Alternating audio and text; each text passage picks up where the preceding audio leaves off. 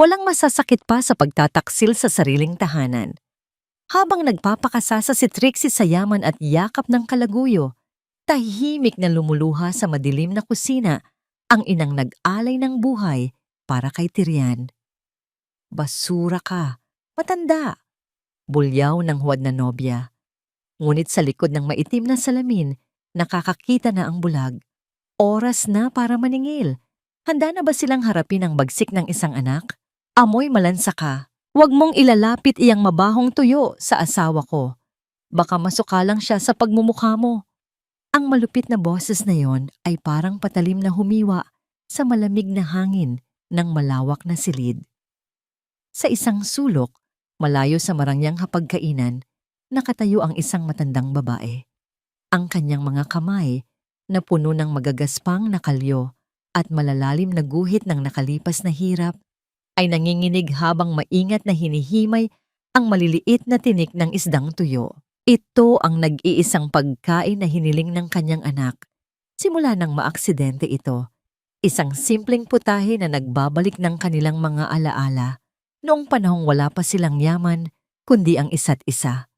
Ngunit sa halip na ipagmalaki ang kanyang inihanda, unti-unting yumuko si Nanay Teresita. Dahan-dahan niyang itinago ang maliit na platito sa kanyang likuran. Tila isang batang takot na maparusahan. Wala siyang sinagot. Kinagat lamang niya ang kanyang nanginginig na labi habang pilit na pinipigilan ang pagtulo ng luhang namumuo sa kanyang mga pagod na mata. Sa kabilang bahagi ng silid, nakaupo sa isang silyang degulong ang lalaking dahilan ng lahat ng sakripisyong ito. Nakatingin si Tyrian sa kawalan.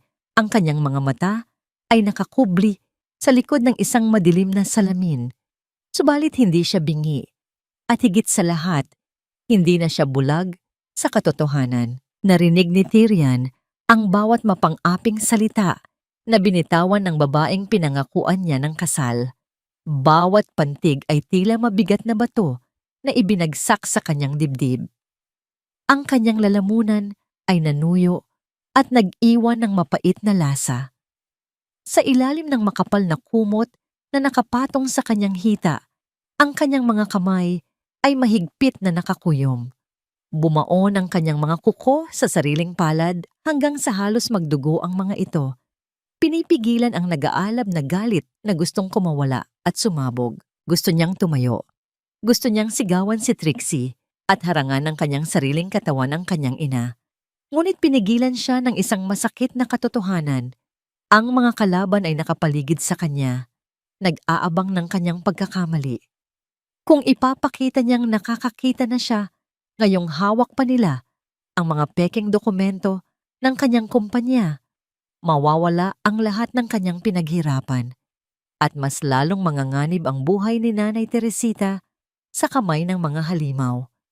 Kaya nanatili siyang tuod. Isang buhay na ribulto na nagdurusa ng tahimik sa loob ng sarili niyang kaharian. Isang mainit na patak ng luha ang tahimik na kumawala sa mata ni Nanay Teresita at bumagsak mismo sa platito ng tuyo. Agad niya itong pinunasan gamit ang laylayan ng kanyang lumang duster.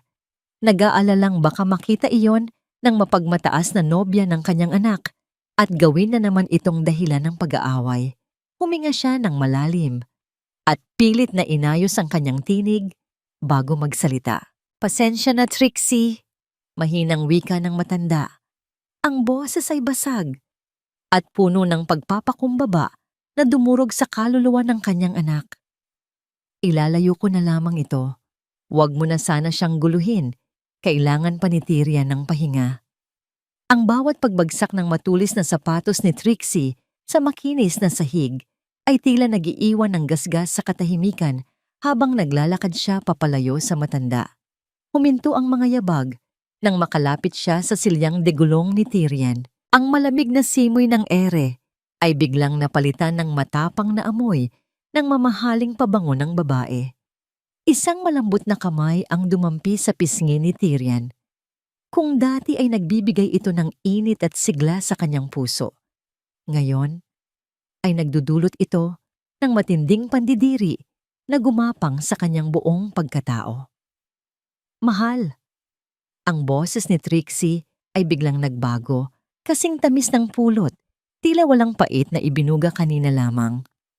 Heto na ang masarap na sopas na ipinaluto ko para sa'yo. Kailangan mong ubusin ito para lumakas ka agad, ha? Idinikit ni Trixie ang mainit na kutsara sa mga labi ni Tyrion. Ang lalaki ay walang pagpipilian, kundi ang ibuka ang kanyang bibig at tanggapin ang alok.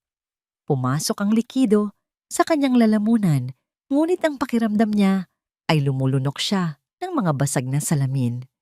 Bawat higop ay isang sumpa ng kanyang kawalang lakas.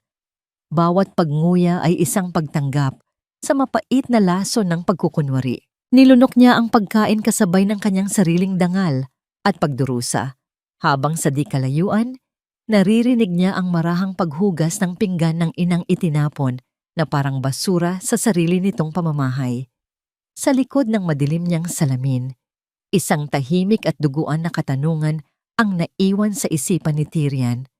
Naghahanap ng kasagutan sa gitna ng dilim. Paano ko ipagtatanggol ang babaeng nagbigay sa akin ng buhay kung kailangan kong maging inutil sa paningin ng mga taong unti-unting pumapatay sa aming pagkatao? Ang pamamalagi sa sariling silid ay tila naging isang madilim na selda para kay Tyrion. Naiwan pa rin sa kanyang dila ang mapaklang lasa ng sopas na ipinakain sa kanya kani-kanina lamang, ngunit mas mapait ang katotohanang unti-unting lumalantad sa kanyang harapan. Habang nakahiga at nakapikit ang kanyang mga mata, isang kakaibang amoy ang sumalakay sa kanyang pang-amoy. Hindi ito ang karaniwang pabango ng kanyang mga tauhan sa bahay. Ito ay matapang, tila pinaghalong kahoy at mamahaling sigarilyo. Isang amoy na pagmamay-ari ng isang lalaking hindi niya kilala. Kasunod nito ay ang mabibigat na yabag ng mga sapatos na naglalakad papasok sa kanyang kwarto, sinasabayan ng pamilyar na tunog ng mga matutulis na takong ni Trixie. "Mahal, gumising ka muna sandali." Malambing ngunit artificial na tawag ni Trixie. Naramdaman ni Tyrion ang pag-upo nito sa gilid ng kanyang kama na nagpalubog ng bahagya sa kutsyon. "I brought someone to help us. Si Trenton. Siya ang magiging bagong financial advisor natin habang nagpapagaling ka. Alam mo naman, I can't handle the company all by myself. Nakakadrain na ang sitwasyon natin, lalo na't ako lang ang nag-aasikaso sa inyo ni nanay. I need someone expert para hindi bumagsak ang pinaghirapan mo." Ang bawat salita ay parang asidong ibinubuhos sa tenga ni Tyrion. Ginamit pa ni Trixie ang kanyang ina bilang dahilan ng pagod nito, gayong alam niyang ginagawa nitong alipin ang matanda araw-araw. Isang malalim na boses ng lalaki ang sumunod na umimik mula sa paanan ng kama. "Don't worry about anything, Sir Tyrion. Ako na ang bahala sa lahat ng assets mo. Rest well. I will make sure your wealth is in the right hands." Tumango lamang si Tyrion ng bahagya, nagkukunwaring walang muwang at mahina. Matapos ang maikling pagpapakilala, lumabas ang dalawa subalit hindi nila isinara ng maayos ang pinto. Isang manipis na puwang ang naiwan, sapat upang makapasok ang kanilang mga boses pabalik sa silid. Mula sa labas ng pasilyo, ang mga formal na tono ay biglang napalitan ng pabulong na tawanan at malalanding halakhak. "Naniwala ba ang tanga?" rinig ni Tyrion na bulong ng lalaki, na sinundan ng marahang paghampas ni Trixie sa braso nito. Siyempre naman, wala siyang kaalam-alam na kapag napapirma natin siya sa power of attorney bukas, we can easily liquidate the Batangas Resort. Konting tiis na lang, babe. Akin na ang buong kumpanya. Parang sinusunog ng buhay ang kaluluwa ni Tyrion sa mga naririnig. Ang mga kamay niyang nakapatong sa kanyang dibdib ay muling nanginig sa nagpupuyos na galit. Ngunit bago pa man siya makapag-isip ng susunod na hakbang, isang pamilyar at mabagal na paghila ng tsinelas ang narinig niya mula sa di kalayuan. Si Nanay Teresita. Isang mabigat na pagbagsak ng katawan sa sahig ang umalingaw-ngaw sa labas ng silid. "Ano ba, matanda?" Ang matinis na sigaw ni Trixie ay pumunit sa maikling katahimikan. "Bakit paharang-harang ka sa daan? Hindi mo ba nakikitang may bisita tayo? Lalo ka na yatang nawawala sa sarili mo. Pati ba naman paningin mo lumalabo na rin, tulad ng anak mo? Ang pang-iinsulto ay tumagos ng malalim sa puso ni Tyrion. Sa kanyang isipan, malinaw niyang nakikita ang inang nakadapa sa malamig na sahig, hinahamak ng mga taong walang konsensya. Pasensya na, Trixie. Hindi ko sinasadya. Nanginginig ang boses ni Nanay Teresita habang mabilis na pilit ibinabangon ang sarili. Pilit niyang hinagod ang sumasakit na tuhod, ngunit maingat niyang iniwasan ang dumaing ng malakas. Ayos lang ako, anak. Huwag kang mag-alala. Ang huling pangungusap ay malinaw na itinawag ng matanda para marinig ni Tyrion sa loob ng kwarto. Isang desperadong pagtatangkang protektahan ang damdamin ng bulag na anak mula sa pag-aalala. Ito ang tuluyang sumira sa pader ng pagtitimpi ng lalaki. Hindi na niya kaya. Sa isang mabilis na desisyon, itinulak ni Tyrion ang kanyang makapal na kumot at pilit na tumayo. Dahil sa matagal na pagkakaratay at sa panginginig ng kanyang mga kalamnan, dulot ng matinding puot, nawalan siya ng balanse. Ang kanyang buong bigat ay bumagsak sa malamig na baldosa. Ang malakas na kalabog ng kanyang pagkakabagsak ay mabilis na nakatawag ng pansin sa mga tao sa pasilyo. Nahinto ang pagtatalo sa labas.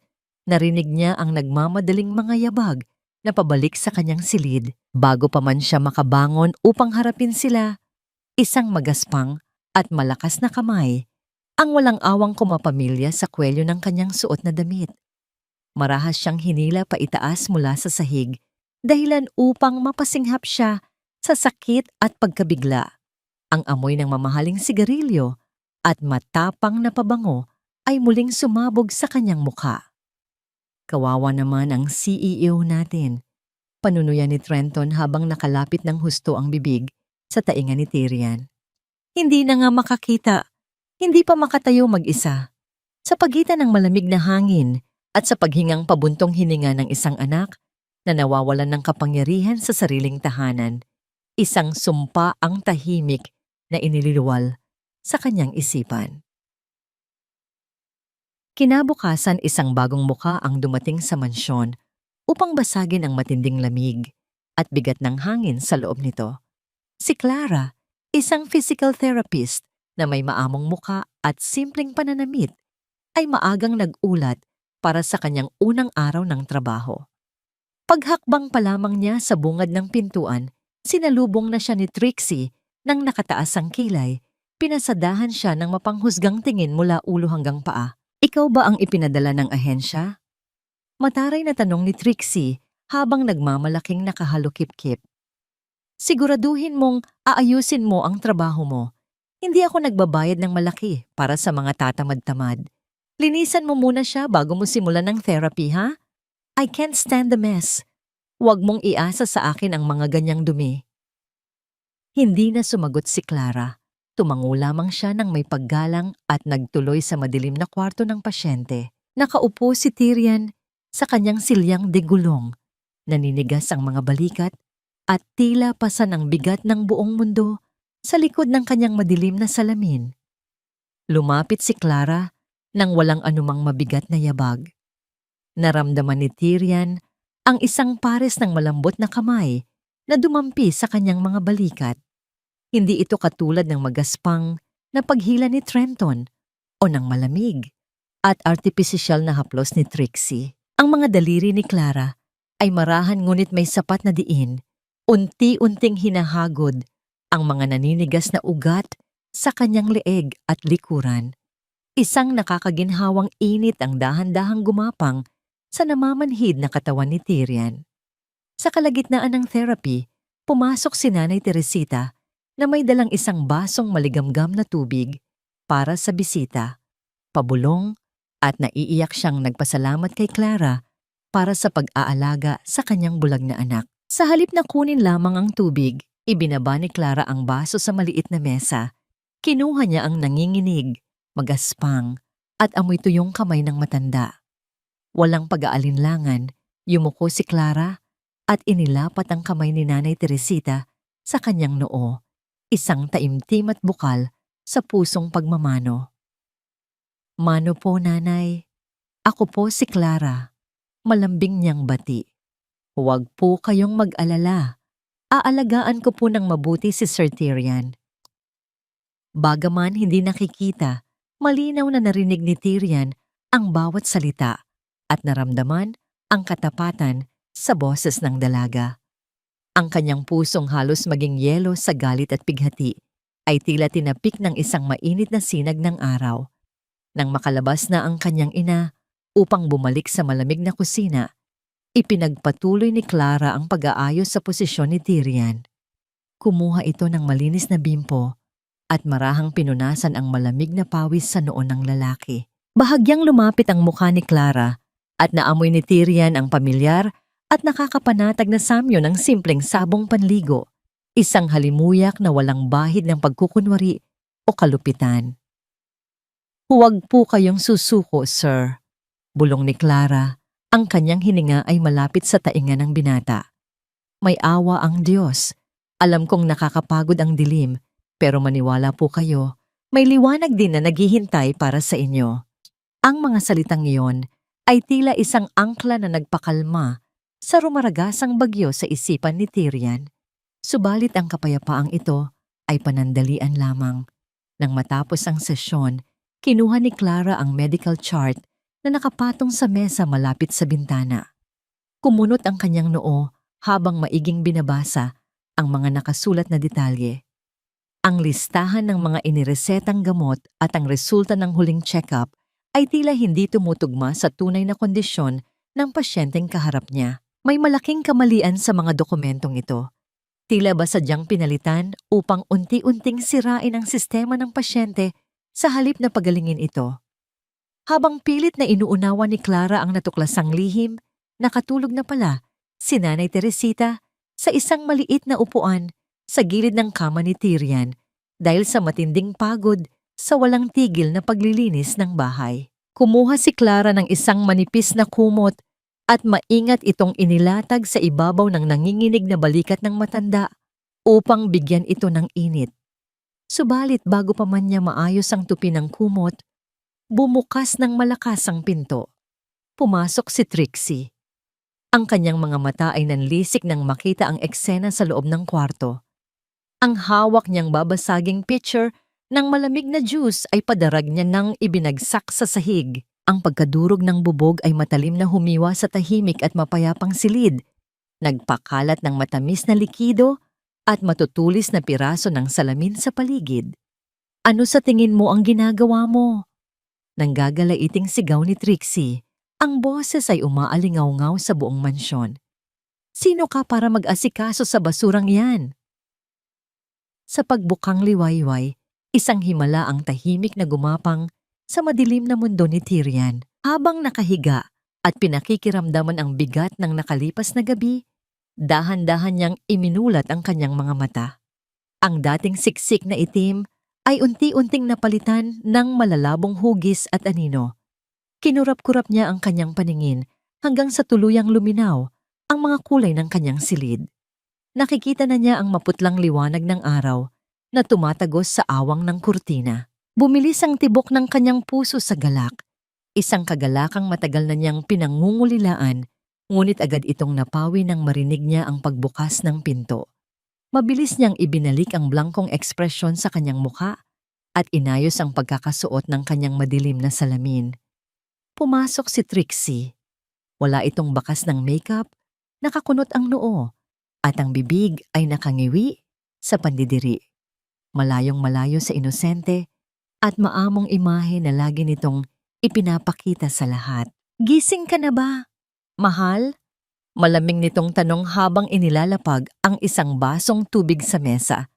Ang pagkakaiba ng tamis ng boses nito at ng talim ng ekspresyon sa muka ay sapat na upang magtayuan ang mga balahibo ni Tyrion sa kilabot.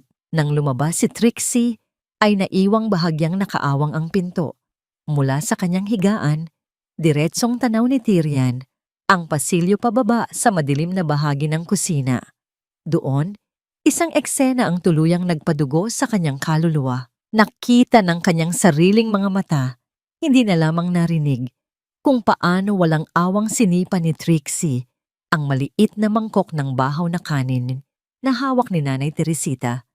Tumapon ang mga lamig na butil sa maduming sahig. Yumuko ang matandang ina. Nanginginig ang mga balikat habang pilit na pinupulot ang natapong pagkain, habang patuloy na binubulyawan ng huwad na nobya. Kukulo na sana ang dugo ni Tyrian. Handa na siyang bumangon, isigaw ang buong katotohanan, at iligtas ang babaeng nagluwal sa kanya mula sa impyernong yon. Ngunit nang ibaling niya ang kanyang paningin sa maliit na mesa malapit sa pinto, nahagip ng kanyang paningin ang isang pamilyar na folder na naiwan ni Trenton. Bahagyang nakalabas doon ang isang dokumentong may nakasulat na power of attorney at sa ibaba nito ay ang isang huwad na pirma na eksaktong-eksakto sa kanyang gawa. Kung susugod siya ngayon at ibubunyag na nakakakita na siya, mabilis na gagamitin ni na Trixie at Trenton ang dokumentong yon upang palayasin sila ng kanyang ina nang walang kalaban-laban. Idiniin ni Tyrian ang kanyang mga ngipin sa sariling labi hanggang sa malasahan niya ang init ng sariling dugo. Ipinikit niya ng mariin ang kanyang mga mata at ikinuyom ang mga kamao. Tinatanggap ang matinding sumpa ng pagpapanggap. Siya ang magiging pinakadelikadong bulag sa buong mundo. Nang tuluyang makaalis si na Trixie at maiwan siyang mag-isa, dahan-dahang tumayo si Tyrian at nagtungo sa harap ng salamin sa banyo. Hinaplos niya ang sariling mukha, pinagmamasdan ang sariling refleksyon na puno ng pighati. Tahimik na tumulo ang kanyang mga luha ng matinding puot at pagkaawa sa sariling kaduwagan. Gusto niyang humingi ng tawad sa ina kahit walang nakakarinig. Sa gilid ng lababo, napansin niya ang bote ng mga gamot na araw-araw na sa pilitang ipinapainom sa kanya ni Trixie.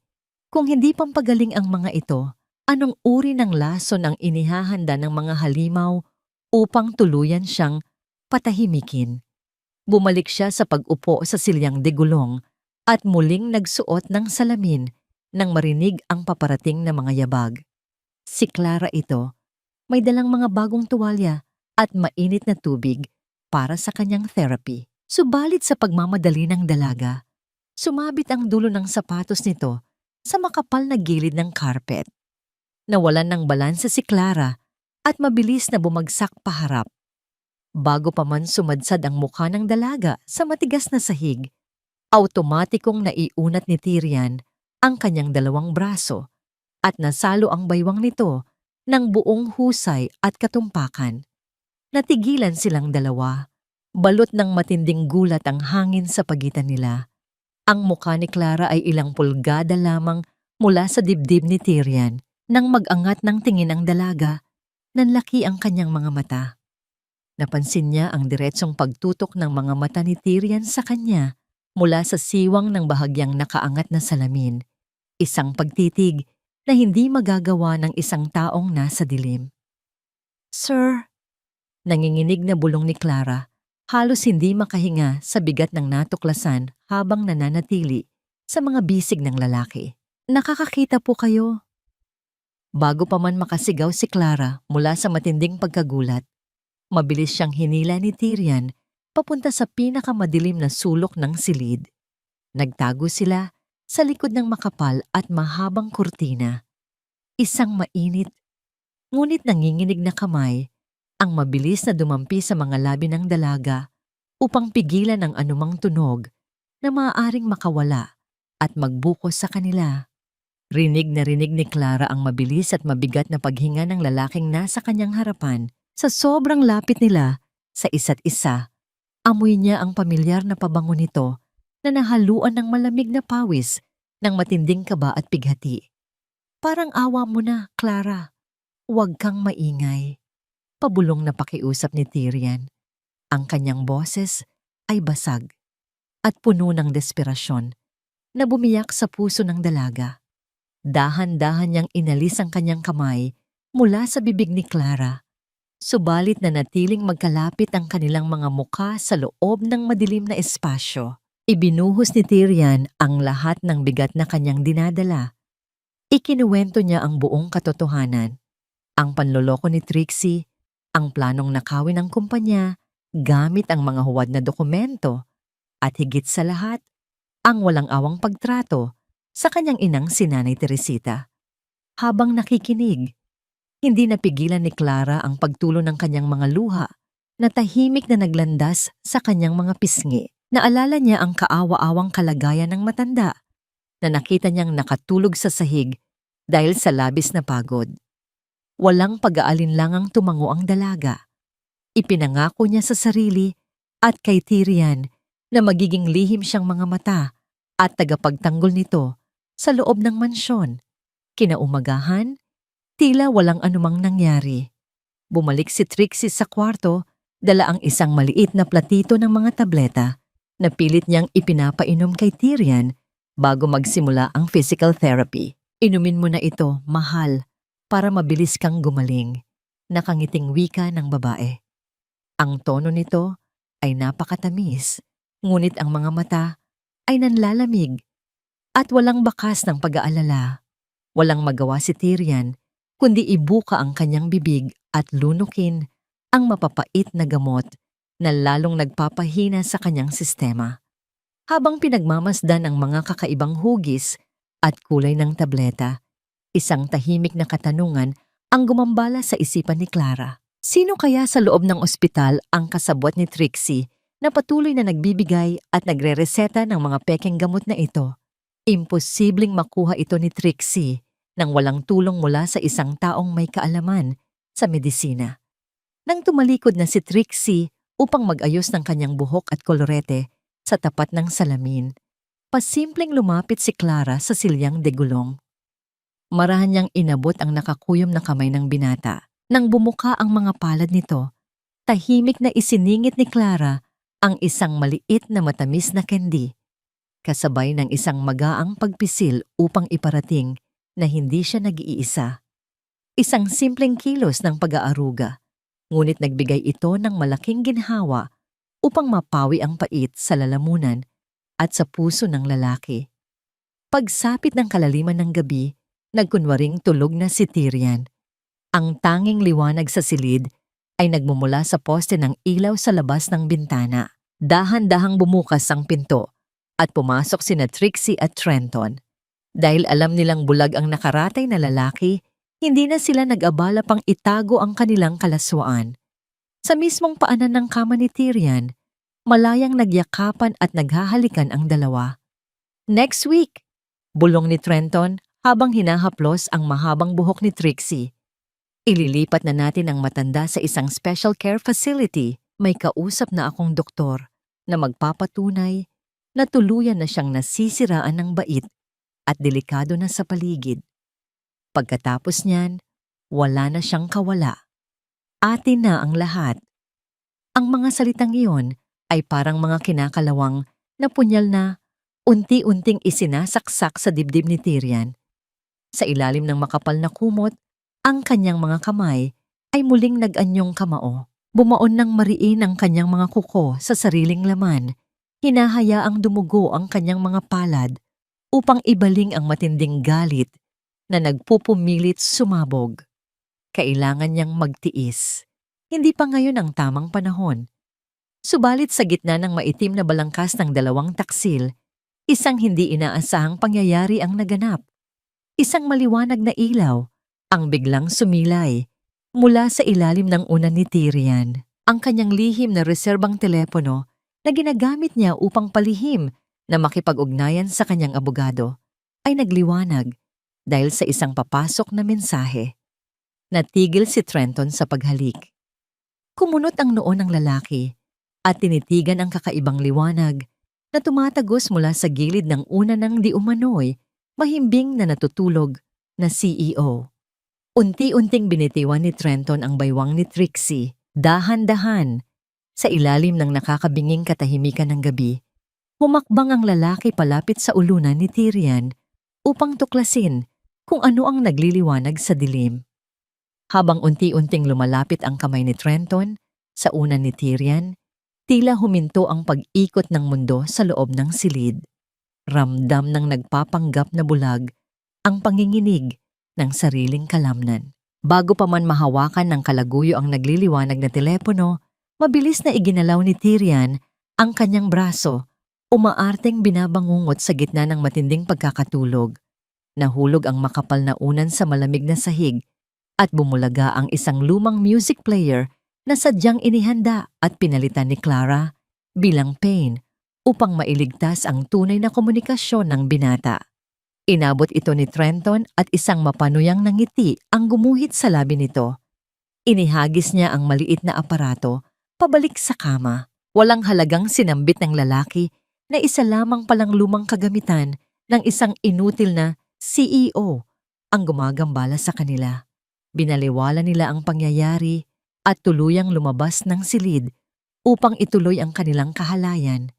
Naiwan si Tyrian na humihinga ng malalim, pilit pinapakalma ang rumaragasang tibok ng kanyang puso.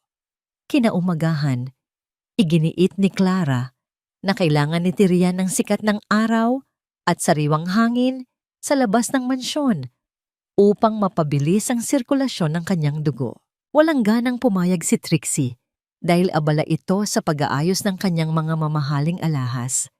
Sa isang tagong bahagi ng malawak na hardin, malayo sa mapanuring mata ng mga bantay at kasambahay, inilabas ni Tyrian ang kanyang tunay na telepono.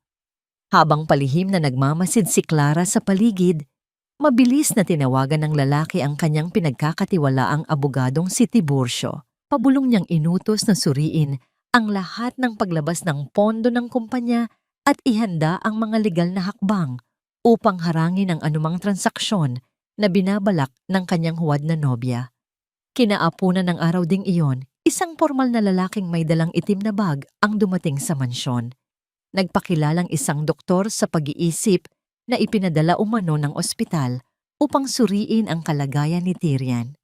Ito ay walang iba, kundi si Abogado Tiburcio na nagbalat kayo. Kahit nagdududa at palaging nakataas ang kilay, hinayaan ni Trixie ang pagsusuri, ngunit nanatili siyang nakatayo sa likuran ng silyang digulong, nagmamasid na parang isang buwitreng naghihintay ng kanyang biktima.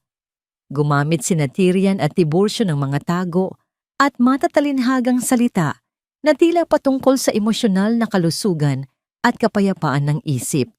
Ngunit sa katotohanan ay tinatalakay na nila ang proteksyon ng mga ari-arian at ang paggawa ng mga lihim na hakbang laban kina Trixie. Nang magsimulang maghinala si Trixie dahil sa lalim ng mga tanong ng doktor patungkol sa mga pamana at karapatan, unti-unti itong lumapit upang silipin ang isinusulat ng bisita sa kanyang kwaderno.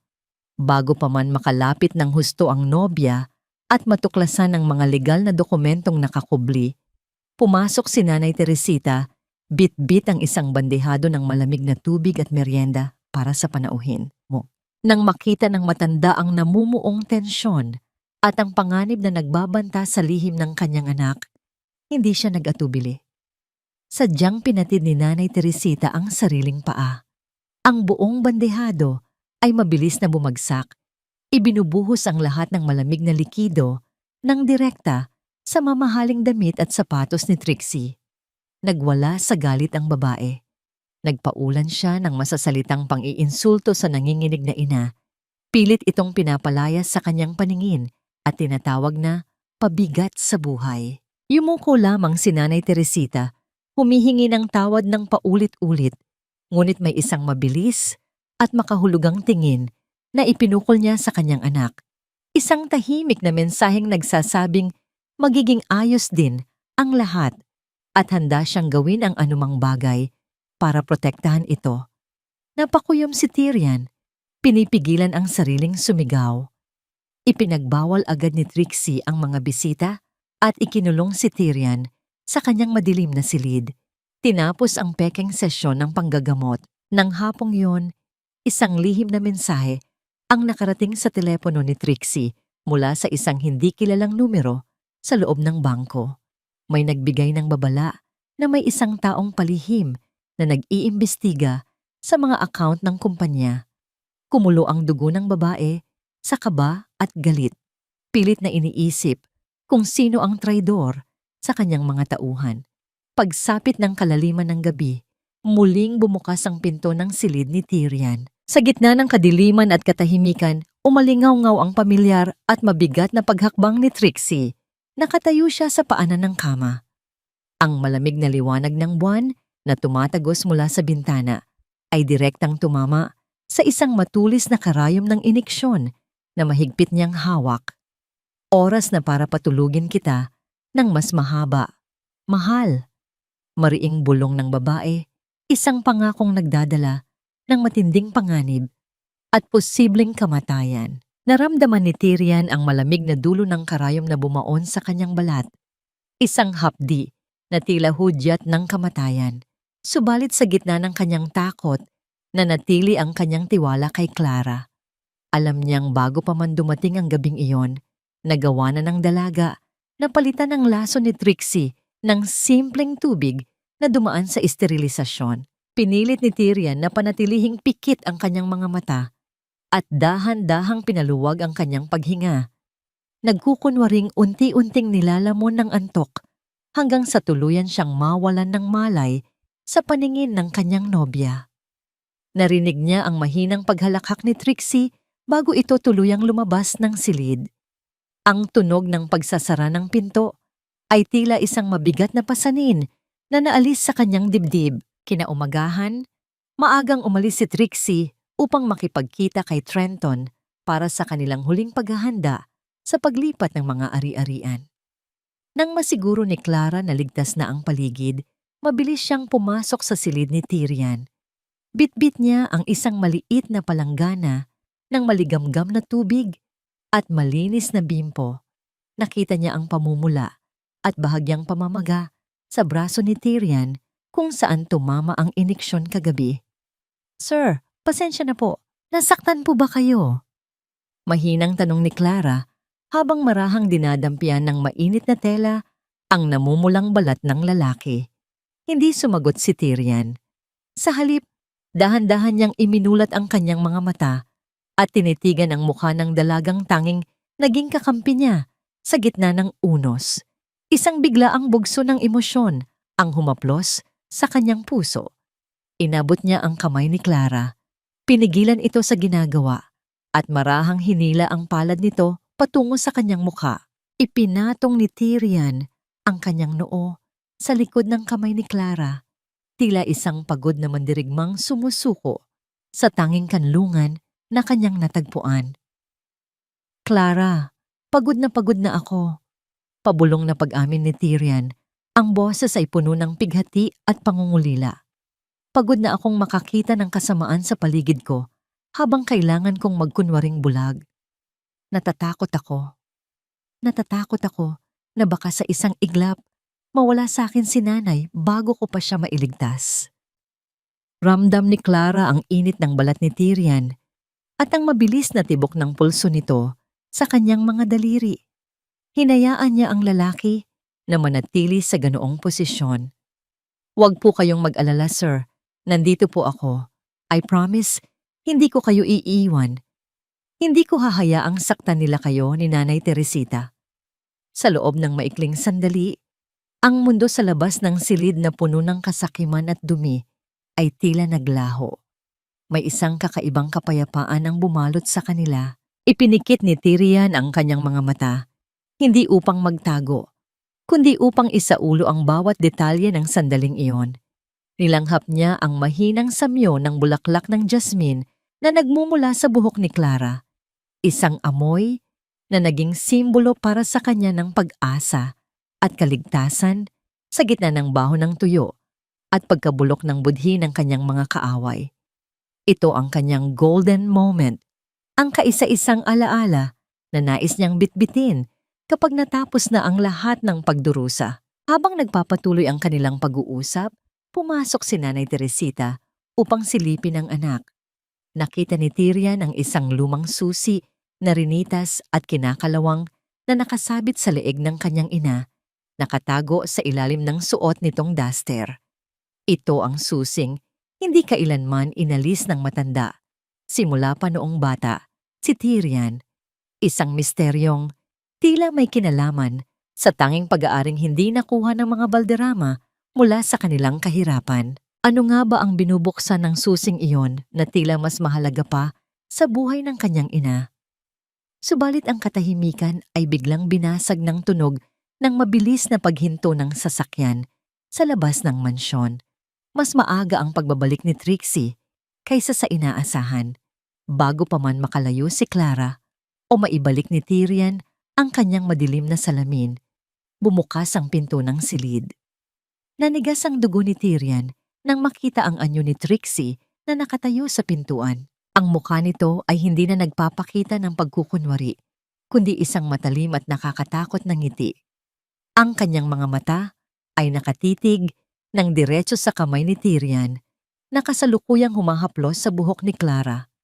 Isang kilos na tanging ang isang taong may malinaw na paningin ang makakagawa ng may ganoong katumpakan at pagmamahal. Kaya pala, ang bilis mong gumaling, mahal. Gima ng boses ni Trixie na tila galing sa ilalim ng lupa. Hindi ka na pala bulag at mukhang matagal mo na kaming ginagawang tanga. Nanatiling blanko ang mukha ni Tyrian, bagaman sa loob niya ay parang may bulkang sasabog sa tindi ng kaba at galit. Hindi niya binitiwan ang kanyang pagkakahawak sa buhok ni Clara. Sa halip ay lalo niyang nilaro ang mga daliri niya rito.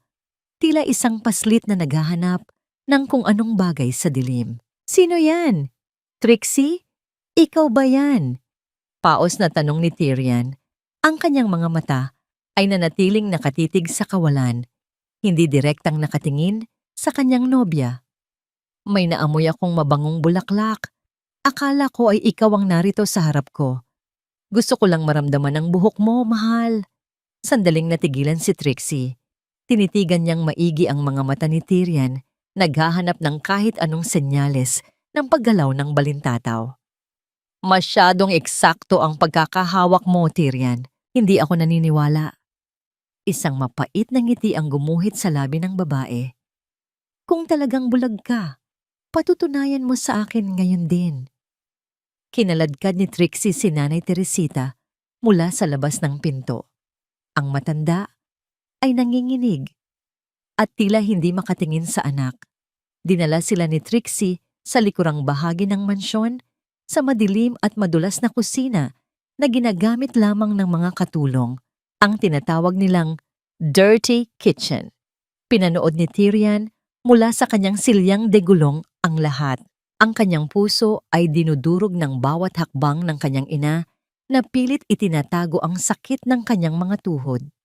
Nagugutom ang biyanan ko, wika ni Trixie habang kinuha ang isang mangkok ng tira-tirang pagkain mula sa basurahan, mga buto ng manok, panis na kanin at mga balat ng gulay.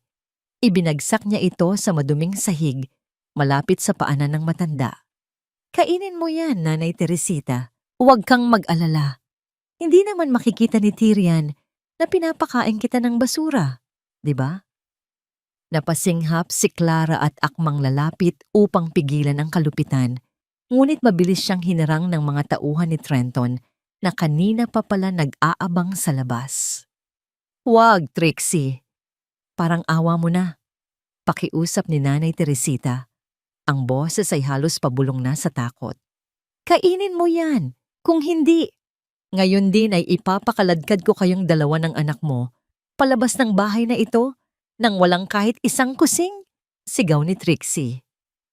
Sa gitna ng panginginig, dahan-dahang lumuhod si Nanay Teresita sa malamig na semento. Ang kanyang mga luhang puno ng pighati ay pumatak sa panis na pagkain. Tumingala siya ng bahagya kay Tyrian. Sa halip na humingi ng saklolo, isang matamis at mapayapang ngamamngiti ang ipinakita ng ina sa kanyang anak. Isang ngiting nagsasabing, ayos lang ako, anak. Kayang-kaya ito ni nanay. Basta't huwag ka lang nilang saktan. Ito ang pinakamasakit na golden moment na nasaksihan ni Tyrian sa buong buhay niya. Ang kabutihan ng kanyang ina ay mas lalong nagpatingkad sa kulo ng kanyang dugo. Napakuyom si Tyrian sa hawakan ng kanyang silyang degulong. Bumaon ang kanyang mga kuko sa matigas na materyales hanggang sa magsimulang dumaloy ang sariwang dugo mula sa kanyang mga palad. Gusto niyang tumayo at saksakin ng sariling mga kamay ang babaeng nasa harap niya. Ngunit naalala niya ang mensahe ng kanyang abogado. Isang araw na lang, at mababawi na niya ang lahat. Kailangan niyang magtiis. Hindi pa doon natapos ang kalupitan ni Trixie. Kumuha siya ng isang baso ng bagong kulong tubig mula sa dispenser. Ang usok nito ay tila isang babala ng paparating na parusa. Para makasiguro ako na hindi mo lang kami niloloko. Lumapit si Trixie kay Tyrion. Kung makakakita ka, iiwasan mo ang mainit na tubig na ito. Pero kung talagang inutil ka na, tatanggapin mo ang hapdi nito nang walang kaimik-imik. Dahan-dahang itinapat ni Trixie ang baso sa ibabaw ng hita ni Tyrion. Walang pag-aalinlangan, ibinuhos niya ang kumukulong likido nang direkta sa balat ng lalaki. Ang init ay tila libu-libong karayom na sabay-sabay na bumaon sa kanyang kalamnan. Ang hapdi ay sapat na upang magpasigaw sa kahit sinong matapang na mandirigma. Nanatiling tuwid ang likod ni Tyrion. Hindi gumalaw ang kanyang mga binti. Hindi kumislap ang kanyang mga mata sa likod ng madilim na salamin. Kinagat niya ang kanyang dila hanggang sa malasahan niya ang dugo. Gagamitin ang isang sakit upang takpan ang isa pang mas matinding sakit. Ang pawis sa kanyang noo ay nagsimulang tumulo. Ngunit ang kanyang mukha ay nanatiling kasing tigas ng bato. Nakikita mo ba, Trixie? Mahinang tanong ni Tyrion sa gitna ng matinding paghihirap.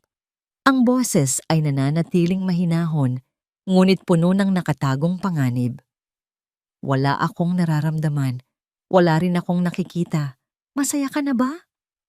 Bit-bit ang basong wala ng laman. Tinitigan ni Trixie ang namumulang balat ni Tyrion na nagsisimula ng magtubig dahil sa paso. Hindi siya makapaniwala. Kung nakakakita ito, imposibleng hindi ito kumilos sa ganoong tindi ng sakit. Bahagyang gumaan ang hinala ng babae, ngunit ang apoy ng paghihiganti sa puso ni Tyrion ay lalong nag-alab. Naghihintay na lamang ng tamang sandali upang lamunin ang lahat ng nagpahirap sa kanila. Nang tuluyang lumabas si Trixie sa silid, bitbit ang basong wala nang nilalaman, doon pa lamang hinayaan ni Tyrion na lumayas ang isang mahabang hininga ng matinding pagdurusa. Ang kanyang buong katawan ay nanginginig sa hapdi. Ang balat sa kanyang hita ay nagsisimula nang magkaroon ng malalaking paltos, kulay pula at mainit na tila may nagbabagang uling na nakapatong pa rin doon. Mabilis na lumapit si Clara. Ang kanyang mga mata ay basang-basa ng luha. Wala siyang imik na kumuha ng malamig na tubig at malinis na gasa upang dampian ang sugat ng binata. "Sir, titiisin niyo po muna," bulong ni Clara. Ang kanyang boses ay nanginginig sa galit para sa sinapit ni Tyrion. "Bakit niyo po hinayaan? Bakit hindi kayo umiwas kahit kaunti?" Tumingin si Tyrion sa kisame. Ang kanyang mga mata ay puno ng determinasyon sa likod ng bahagyang nakaangat na salamin. "Kung umiwas ako, Clara, hindi lang paso ang matatanggap ko. Mapapatay nila tayo bago pa man dumating ang hustisya. Ito na ang huling sakripisyo. Ito na ang huling araw ng paghihirap natin." Dahan-dahang binalot ni Clara ang sugat ni Tyrion. Sa gitna ng sakit, naramdaman ni Tyrion ang pag-aalaga ng dalaga. Isang pangako ang nabuo sa kanyang isipan. Pagkatapos ng lahat ng ito, ibibigay niya ang buong mundo kay Clara. Ngunit hindi pa tapos ang laban dahil ang mas matinding panganib ay paparating pa lamang. Ilang oras matapos ang pangyayaring yon, isang malakas na tunog ng makina ng sasakyan ang huminto sa harap ng mansyon.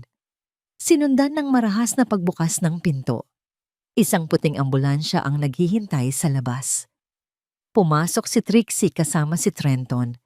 Hawak ang mga dokumentong may huwad na pirma ng mga doktor. "Oras na, Nanay Teresita," wika ni Trixie habang ipinapakita ang papel sa matanda na kasalukuyang naglilinis sa sala. "Kailangan mo nang pumunta sa isang lugar kung saan maaalagaan ang iyong espesyal na kondisyon. Masyado ka ng delikado para manatili sa bahay na ito." Nagpumiglas ang matanda habang pilit na hinahawakan ng mga lalaking nakasuot ng puti. Hindi! Ayoko! Hindi ako baliw! Gusto ko lang makasama ang anak ko. Tirian, tulungan mo ako, anak. Ang bawat sigaw at pagmakaawa ng ina ay tila isang punyal na paulit-ulit na isinasaksak sa puso ni Tyrian. Gusto niyang tumayo at manuntok, ngunit kailangan niyang magtiwala sa plano. Sa gitna ng kaguluhan, isang itim na sasakyan ang mabilis na pumasok sa tarangkahan. Lumabas si Abogado Tiburcio, suot ang kanyang formal na suit at hawak ang isang legal na utos mula sa korte upang harangin ang anumang paglilipat ng pasyente. Habang nakikipagtalo si Tiburcio kay Trenton at Trixie sa labas ng pintuan, mabilis na kumilos si Clara. Sa gitna ng kalituhan ng mga tauhan ng ambulansya, hinila niya si Nanay Teresita patungo sa isang lihim na lagusan sa likod ng kusina. Isang maliit at madilim na bodega sa dulo ng hardin ang naging pansamantalang kanlungan ng matanda.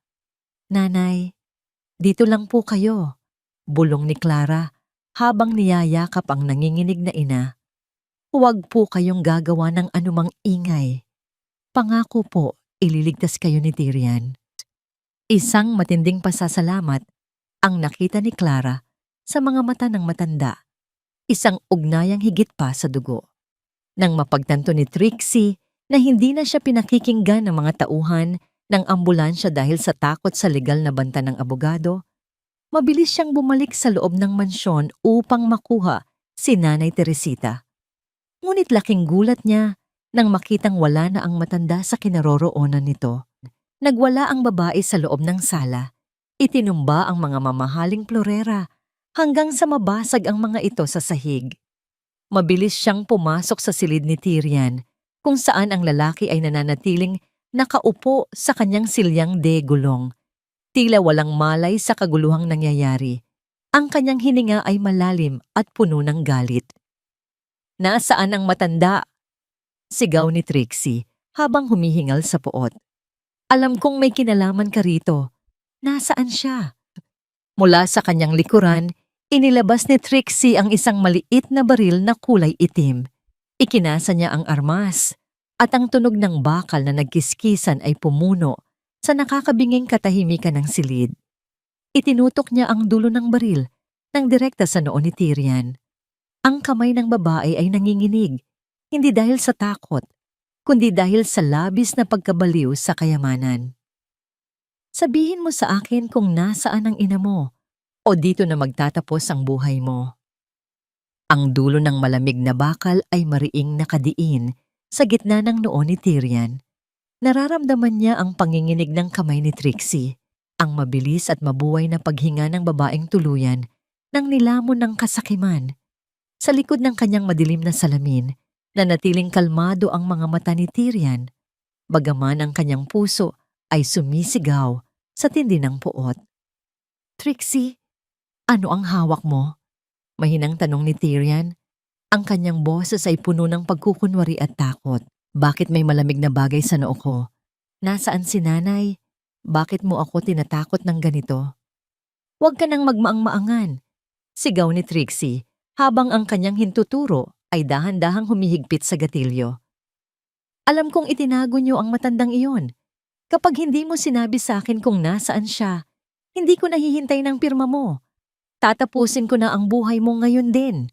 Bago pa man makagawa ng maling hakbang ang babae, biglang bumukas ang pinto at humahangos na pumasok si Trenton. Mabilis niyang hinawakan ang braso ni Trixie at pilit na ibinaba ang baril. Huwag ngayon, Trixie. Nababaliw ka na ba? Mariing bulong ni Trenton, sapat na upang marinig ni Tyrian. May party bukas. Nandoon ang lahat ng mga investors at partners. Kapag pumirma na siya sa harap ng maraming saksi, atin na ang lahat ng legal na dokumento. Kapag pinatay mo siya ngayon, wala tayong makukuha kundi rehas na bakal. Saka na natin itapon ang matanda kapag hawak na natin ang pera. Dahan-dahang ibinaba ni Trixie ang kanyang armas. Ngunit ang kanyang mga mata ay nananatiling nanlilisik sa galit. Fine, pero siguraduhin mong hindi siya makakalabas sa kwartong ito. Bantayan niyo ang lahat ng pinto at bintana. Ikinulong nila si Tyrion sa loob ng kanyang silid. Mula sa labas, narinig niya ang tunog ng susi na umiikot sa kandado, ang hudyat ng kanyang pansamantalang pagkakabilanggo. Lumipas ang magdamag na puno ng tensyon. Sa labas, ang mansyon ay unti-unting pinalilibutan ng mga mamahaling dekorasyon at malalakas na ilaw para sa gaganaping selebrasyon. Ang bawat sulok ay nilalagyan ng mga bulaklak, tila isang magandang hardin na nagtatago ng isang mabaho at nagnanaknak na sikreto. Nang sumapit ang gabi ng okasyon, tumayo si Tyrion mula sa kanyang kama. Dahan-dahan niyang inalis ang kanyang madilim na salamin at tinitigan ang kanyang refleksyon sa salamin. Isang panibagong Tyrion ang nakikita niya. Isang lalaking handa nang maningil sa bawat luhang pumatak mula sa mga mata ng kanyang ina. Isinuot niya ang kanyang pinakamahal at pinakagarbong itim na suit. Bawat butones ay tila isang bala na handang magpakawala ng katotohanan. Habang nag-aayos, napansin ni Tyrion ang isang lumang piraso ng tela na nakasabit sa gilid ng kanyang aparador. Ito ang lumang sweater ni Nanay Teresita, ang damit na suot nito noong mga panahong nagtitinda pa sila ng tuyo sa palengke. Kinuha niya ito at inilapit sa kanyang mukha.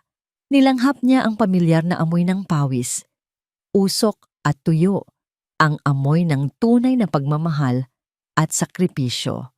Bukas na bulong ni Tyrion sa gitna ng katahimikan ng silid, habang ang kanyang mga mata ay nagniningning sa determinasyon. Tapos na ang pag-iyak mo, ibabalik ko ang lahat ng kinuha nila sa atin. Ito ang kanyang golden moment, ang sandali ng pagbabalik loob sa kanyang pinagmulan bago ang huling laban. Isang mensahe ang pumasok sa kanyang lihim na telepono mula kay Tiburcio. Ready na ang projector. Naka-upload na ang lahat ng ebidensya. Hinihintay na lang namin ang hudyat mo. Bumukas ang pinto at pumasok si Trixie. Long lace sa kanyang pulang gown na tila isang reyna ng kadiliman. Kinuha niya ang hawakan ng silyang digulong ni Tyrion at muling isinuot sa lalaki ang kanyang madilim na salamin. Oras na, mahal, nakangiting wika ni Trixie. Ang kanyang boses ay punong-puno ng tagumpay. Ipakita natin sa kanila kung gaano tayo kasaya. Dinala ni Trixie si Tyrion patungo sa gitna ng malawak na ballroom. Ang paligid ay puno ng mga taong nakasuot ng mamahaling damit, hawak ang mga baso ng wine, at nagpapalitan ng mga plastik na ngiti. Ang bawat pag-flash ng kamera ay tila isang kidlat na nagbabadya ng paparating na bagyo. Habang itinutulak ni Trixie ang silyang digulong patungo sa gitna ng entablado, hindi alam ng lahat na may inihandang isang malaking sorpresa ang babae. Isang bagay na hindi lamang magpapadapa sa dangal ni Tyrion, kundi tuluyang sisira sa kanyang pagkatao sa harap ng buong mundo. Huminto ang silyang digulong sa ilalim ng maliwanag na spotlight. Kinuha ni Trixie ang mikropono. Ang kanyang nangiti ay tila isang patalim na handang sumaksak sa likuran ng lahat. Tumayo si Trixie sa gitna ng entablado. Hawak ang gintong mikropono habang ang bawat ilaw ng spotlight ay nakatutok sa kanyang nagniningning na pulang gown. Nagkunwari siyang nagpapunas ng luha, isang acting na pang-Oscars ang tindi, habang ang mga panauhin ay natahimik sa pakikinig. Sa loob ng maraming buwan simula nang maaksidente ang aking mahal na si Tyrion, hindi naging madali ang lahat. Simula ni Trixie, ang boses ay sadyang nanginginig sa kunwaring pighati. Gabi-gabi akong nagpupuyat para alagaan siya at ang kanyang ina na si Nanay Teresita, na sa kasamaang palad ay unti-unti na ring nawawala sa sariling isip dahil sa katandaan. Napakahirap pong makitang ang taong mahal mo ay ganito ang kalagayan. Kaya bilang kanyang magiging asawa at kaisa-isang taong pinagkakatiwalaan niya, napagdesisyon na naming ilipat sa aking pangalan ang buong pamamahala ng kumpanya upang masiguro ang kinabukasan ng pamilyang ito. Isang mahinang bulungan ang gumapang sa buong ballroom. Maraming investors ang tumango sa paghanga sa katatagan ng babae. Si Trenton naman ay nakatayo sa gilid, May hawak na baso ng wine at isang mapanuyang ngiti ang nakapinta sa kanyang mukha habang tinititigan ang silyang de gulong ni Tyrion. Inabot ni Trixie ang isang makapal na folder at isang mamahaling pluma. Inilapit niya ito sa harap ni Tyrion na nakaupo pa rin ng tuwid at nakasuot ng madilim na salamin. "Mahal, pirmahan mo na ito sa harap ng ating mga kaibigan," bulong ni Trixie, sapat na upang marinig ng mga nasa unang hanay. Para ito sa ikabubuti natin at para maipatayo na natin si nanay ng sarili niyang tahimik na silid sa ospital. Ngunit sa halip na abutin ng pluma, dahan-dahang itinaas ni Tyrion ang kanyang kamay. Sa isang mabilis at marahas na galaw, hinawi niya ang pluma at ang folder. Ang mga papel ay nagliparan sa hangin bago ang mga ito ay isa-isang bumagsak sa makinis na sahig ng entablado. Ang tunog ng pagbagsak ng folder ay tila isang babala sa paparating na sakuna. Nanlaki ang mga mata ni Trixie. Nakita ng lahat kung paano dahan-dahang tumayo si Tyrion mula sa kanyang silyang de gulong. Ang kanyang mga binti na di umano'y mahina ay matatag na tumuntong sa sahig. Isang nakakabinging katahimikan ang bumalot sa buong ballroom. Walang sino man ang nangahas na huminga habang pinagmamasdan ang lalaking unti-unting tinatanggal ang kanyang madilim na salamin. Itinapon ni Tyrion ang salamin sa sahig at ang pagkadurog ng lente nito ay umalingaw-ngaw sa bawat sulok ng silid. Ang kanyang mga mata ay rurikas sa matinding puot at kapangyarihan habang nakatitig ng diretso sa nangangatog na si Trixie. "Hindi ako bulag, Trixie, at lalong hindi ako tanga para ibigay ang lahat ng pinaghirapan ko sa isang ahas-ahas na katulad mo." Ang boses ni Tyrion ay parang kulog na yumanig sa buong gusali. Bago pa man makapagsalita si Trixie, ang dambuhalang projector sa likod ng entablado ay biglang nagliwanag. Hindi ang mga slide ng kumpanya ang lumabas, kundi ang isang malinaw na video na kinuha mula sa tagong kamera sa kusina. Kitang-kita ng lahat ng mga panauhin at mga bilyonaryong investor kung paano sinipa ni Trixie ang pagkain ni Nanay Teresita at kung paano niya ito pinilit lumuhod sa dumi. Sumunod ang mga larawan ni na Trixie at Trenton na naglalambingan sa loob ng kwarto ni Tyrion habang pinagtatawanan ang kalagayan ng lalaki. Ang mga boses nila na na-recover mula sa recorder na itinago ni Clara ay malakas na umalingaw-ngaw. Inilalantad ang kanilang plano na lasunin si Tyrion at itapon ang kanyang ina sa kalsada. Ang mga panauhin ay nagmura sa matinding galit. Ang mga flash ng kamera na kanina ay para sa selebrasyon ay naging mga kidlat ng paghatol. Hinanap ng mga mata ni Tyrion ang isang bahagi ng damdong. Doon, sa may pintuan, nakatayo si Clara habang inaalalayan ng isang matatag at nakangiting Nanay Teresita. Ang sulyap na yon ay sapat na upang bigyan si Tyrion ng lakas na tapusin ang lahat. "Hayop ka, Tyrion! Niloko mo ako!" Tili ni Trixie, ang kanyang boses ay tila isang nasirang plaka sa tindi ng desperasyon. Sinubukang sunggaban ng babae si Tyrion, ngunit bago pa man siya makalapit, ay hinarang na siya ng mga tauhan ng seguridad.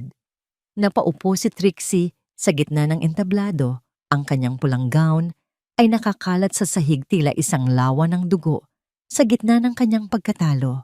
Ang bawat sigaw niya ay nilalamon ng lumalakas na bulong ng pagkasuklam mula sa mga taong kanina lamang ay humahanga sa kanya. Ang maskar ay tuluyan ng nalaglag at wala nang natira, kundi ang isang pangit na katotohanan. Ang ingay ng mga bulungan sa loob ng malawak na ballroom ay biglang napalitan ng mabibigat na yabag ng mga unipormadong pulis na mabilis na pumasok mula sa malawak na pintuan. Sa gitna ng kaguluhan, sinubukan ni Trenton na tumakas sa gilid ng entablado, ngunit bago pa man siya makalapit sa pintuan ay hinarang na siya ng mga tauhan ni Abogado Tiburcio. Ang tunog ng pagbagsak ng katawan ng lalaki sa sahig habang pinipigilan ng mga seguridad ay naghatid ng matinding takot sa mukha ni Trixie. Isang matalim na tunog ng bakal na nagkiskisa ng umalingaw-ngaw ng isabit ng mga pulis ang posas sa mga kamay ni Trixie at Trenton. Ang babaeng kanina lamang ay long lace sa kanyang pulang gown ay pilit na nagpupumiglas. Ang kanyang buhok ay gulo-gulo na at ang kanyang mga mata ay nanlilisik sa desperasyon. Tyrian, please! Makinig ka sa akin. Tinakot lang ako ni Trenton. Ginawa ko lang ito dahil mahal kita. Tili ni Trixie habang pilit na lumuluhod sa harap ng lalaki. Ang kanyang mga luha ay hindi na nagpapakita ng pagsisisi, kundi ng takot na mawala ang lahat ng kanyang marangyang buhay. Tinitigan siya ni Tyrian ng may malamig at walang emosyong mga mata. Ang tanging minahal mo, Trixie, ay ang sarili mo at ang pera ko. Ang bawat haplos mo sa akin ay amoy lason at ang bawat salitang binitawan mo ay isang patalim na sumaksak sa puso ni nanay. Dalhin niyo na sila sa presinto. Hindi man lamang tinapunan ng tingin ni Tyrian ang pagkaladkad ng mga pulis sa 2 taksil palabas ng ballroom. Para sa kanya, ang mga ito ay basura na kailangan ng itapon mula sa kanyang buhay. Sa halip na humarap sa mga investors at sa mga taong gustong bumati sa kanyang muling pagkabuhay, dahan-dahang bumaba si Tyrian mula sa entablado. Naglakad siya ng diretso patungo sa dulo ng silid kung saan nakatayo si Nanay Teresita at Clara. Nang makarating siya sa harap ng kanyang ina, sa harap ng daan-daang makapangyarihang tao, ang CEO ng Valderrama Enterprises ay dahan-dahang lumuhod sa sahig. Ang kanyang tuhod ay tumama sa makinis na tiles at ang kanyang ulo ay yumuko ng may matinding pagpapakumbaba. Nay, patawad po. Ang boses ni Tyrian ay tuluyan ng bumasag sa katahimikan ng gabi. Ang kanyang mga balikat ay nagsimulang manginig, habang ang mga luhang matagal niyang kinimkim ay tuluyan ng umagos sa kanyang mga pisngi. Patawad po dahil naging bulag ako sa hirap na dinanas niyo sa loob ng sarili nating bahay. Patawad po dahil hinayaan kong saktan kayo ng mga taong wala namang kinalaman sa ating buhay. Inabot ni Tyrian ang mga kamay ng kanyang ina, ang mga kamay na amoy tuyo, ang mga kamay na may malalalim na kalyo, ang mga kamay na nagluwal at nagpalaki sa kanya. Marahan niya itong hinalikan.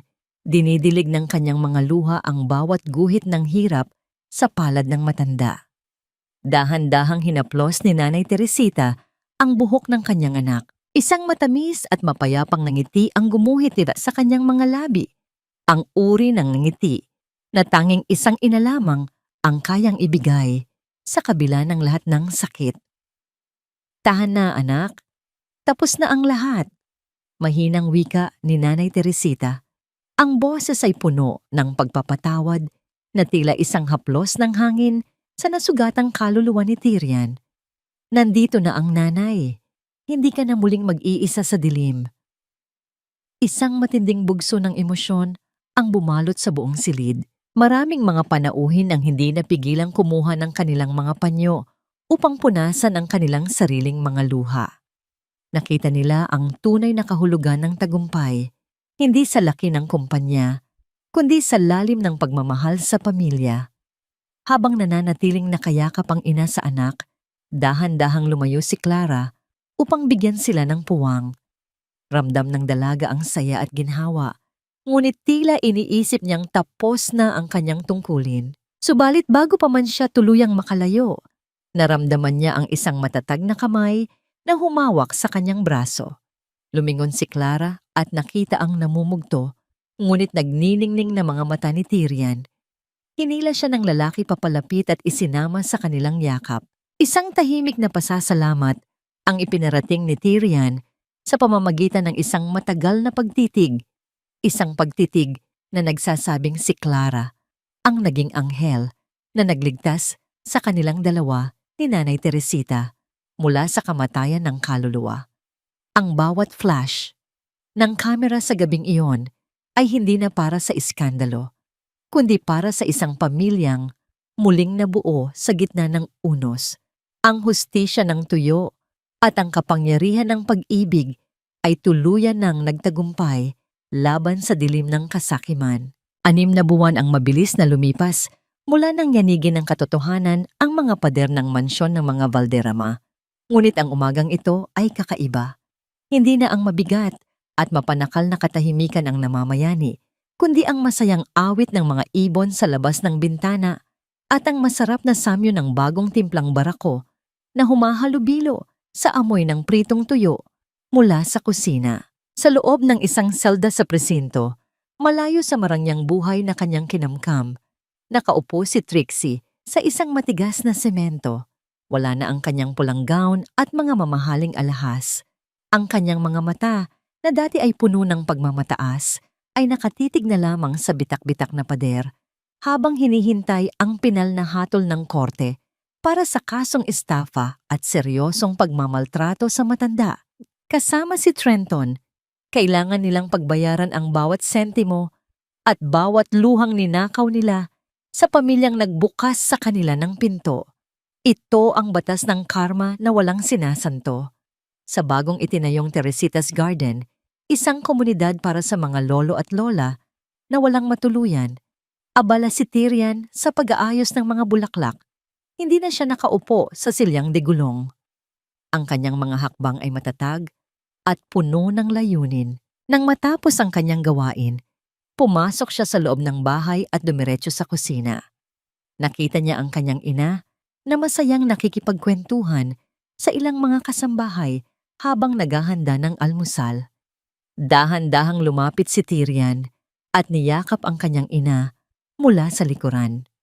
Isang matamis na halik ang idinampi niya sa pisngi ni Nanay Teresita. "Nay, ang bango naman ng niluluto niyo. Amoy pagmamahal." Nakangiting biro ng lalaki. Hinaplos ng matanda ang mga bisig ng anak. "Para sa'yo ito, anak. Alam ko namang ito ang paborito mo." Sa gitna ng kanilang kulitan, pumasok si Clara dala ang ilang mga dokumento para sa operasyon ng foundation. Nang makita siya ni Tyrian, tila tumigil ang pag-ikot ng mundo para sa lalaki. Lumapit si Tyrian sa dalaga at kinuha ang mga gamit nito upang ilapag sa mesa. Walang imik na hinawakan ni Tyrian ang kamay ni Clara, isang marahan at trato na pagpisil na nagsasabing hindi na sila muling magkakahiwalay. "Salamat sa lahat, Clara." Pabulong na wika ni Tyrian. Ang kanyang mga mata ay nagniningning sa ligaya habang nakatitig sa dalaga. "Salamat dahil ikaw ang naging liwanag ko noong ang paligid ko ay puro dilim." Isang matamis na ngiti ang isinagot ni Clara bago idinilig ni Tyrian ang isang mabilis ngunit puno ng paggalang na halik sa kanyang noo. Ito ang pag-ibig na hindi minadali. Isang pag-ibig na dumaan sa apoy at lumabas na mas matatag at mas dalisay. Napatingin si Tyrian sa leeg ng kanyang ina. Ang lumang susi na rinitas ay nandoon pa rin. Nang tanungin niya ito, nalaman niyang iyon pala ang susi ng kanilang unang maliit na barong-barong sa Batangas. Ang paalala na kahit gaano na sila kataas ngayon, hinding-hindi nila dapat kalimutan ang kanilang pinagmulan. Ganap na ang kapayapaan sa puso ni Tyrian. Napatawad na niya ang kanyang sarili sa kanyang pagkukulang bilang anak. At ang hustisya ay tuluyan ng naigawad. Habang pinagmamasdan niya ang kanyang ina na tumatawa kasama si Clara sa hapagkainan, isang mahalagang aral ang baon ni Tyrian sa kanyang bagong buhay. Ang tunay na kayamanan ay hindi nasusukat sa laki ng mansyon o sa dami ng pera sa bangko. Ang pinakamagandang tanawin sa mundo ay hindi nakikita ng mga mata, kundi nararamdaman ng isang pusong marunong lumingon sa kanyang pinanggalingan at marunong magpahalaga sa tapat na pag-ibig. Sa bawat amoy ng tuyo na humahalimuyak sa kanilang tahanan, lagit-laging maaalala ni Tyrian ang dakilang sakripisyo ng isang ina at ang liwanag na dala ng isang tapat na kaibigan. Ang dilim ay tuluyan ng naglaho at ang bagong umaga ay puno na ng pag-asa.